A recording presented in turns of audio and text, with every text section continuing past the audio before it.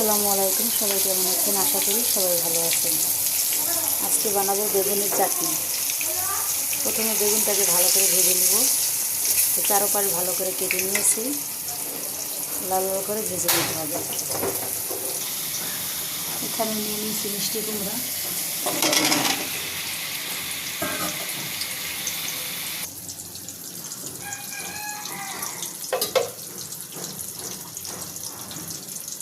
উপরে দিয়ে দিলাম কিছু ধনিয়া পাতা।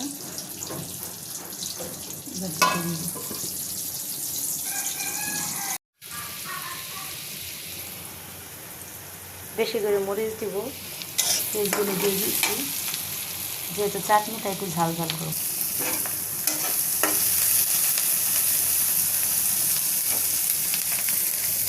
একই সাথে টমেটোগুলো ভেজে নেব। মশলাটা অ্যাড করে দিলাম। এগুলো সাথে ভাজা ভাজা করে নেব। পানিটা পরে দিব, একদম লাল লাল করে ভেজে নিতে হবে। অল্প করে পানি দিয়ে দিছি, হাফ চামচ হলুদ দিয়ে দিছি, যাতে মশলাটা টমেটোটা ভালো করে গলে যায়। এখন আবার কিছু টমেটো দিয়ে দেবো।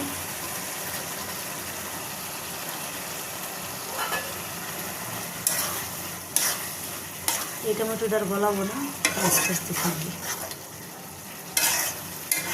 যেদিনের টক ঝাল, সেটা বেশি করে মরিচ আর টমেটো দিয়ে দিলাম। উপর দিয়ে দেবো ধনিয়া পাতা।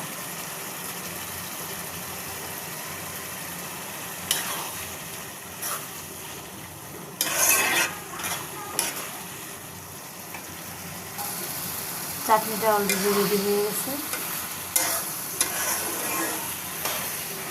খেতে অনেক মজা, তাইলে আপনারা ট্রাই করতে পারেন। শীতকালে এই ধরনের চাটনি খেতে অনেক মজা হবে।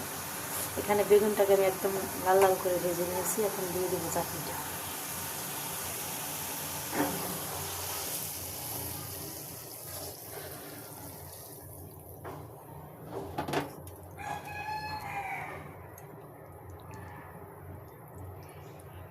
বাস এভাবে দিয়ে 10 মিনিটের মধ্যে ঢেকে রাখুন।